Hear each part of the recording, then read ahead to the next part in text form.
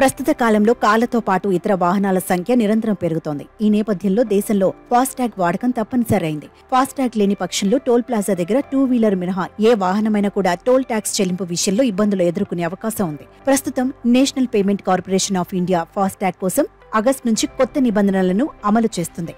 ఈ కొత్త నిబంధనల ప్రకారం ఫాస్టాగ్ కు కేవైసీని అప్డేట్ చేయడం తప్పనిసరి. ప్రధానంగా 3 సంవత్సరాల సమయమున్న ఫాస్టాగ్లు కేవైసీ పూర్తి చేయడం తప్పనిసరిగా పేర్కొన్నారు. ఫాస్టాగ్ కొత్త నిబంధనలు ఆగస్టు 1వ తేదీ నుంచి అమల్లోకి వచ్చాయి. టోల్ గేట్ల వద్ద జాప్యం లేకుండా ఆన్లైన్లో త్వరితగతిన రుసుములు చెల్లించేందుకు ఫాస్టాగ్ ను వాహనదారులు ఉపయోగిస్తున్నారు.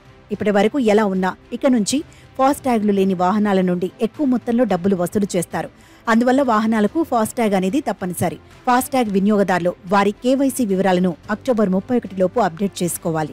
ప్రత్యేకించి వారి ఫాస్టాగ్ 3 నుంచి 5 సంవత్సరాల వయసు ఉంటే తప్పనిసరిగా అప్డేట్ చేయాలి. దీంతో పాటు 5 సంవత్సరాల కంటే పాతదైన ఫాస్టాగ్ ని కూడా మార్చుకోవడం అవసరం.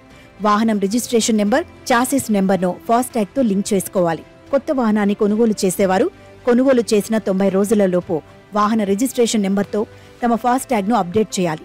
అలా అప్డేట్ చేసిన వాటిని ఫాస్టాగ్ ప్రొవైడర్లు వారి సంబంధిత డేటాబేస్లను ధృవీకరించాలి. గుర్తింపు భద్రత కోసం ఫాస్టాగ్ ప్రొవైడర్లు వాహనం ముందు వైపు స్పష్టమైన అధిక నాణ్యత గల ఫోటోలను అప్లోడ్ చేయాల్సి ఉంటుంది.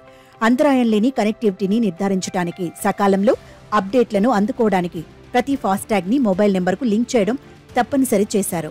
ఆర్బీఐ మార్గదర్శకాల ప్రకారం ఫాస్టాగ్ కేవైసీని ఆన్లైన్లో అలాగే ఆఫ్లైన్లో అప్డేట్ చేయవచ్చు. దీనికోసం మీరు ఫాస్టాగ్ జారీ చేసే బ్యాంకును సంప్రదించాలి. బ్యాంక్ శాఖను సందర్శించండి. దరఖాస్తు ఫారంను పూరించండి. కేవైసీ పత్రాలను సమర్పించండి. దీని తర్వాత బ్యాంక్ మీ ఫాస్టాగ్ ఖాతాలోని వివరాలను అప్డేట్ చేస్తుంది.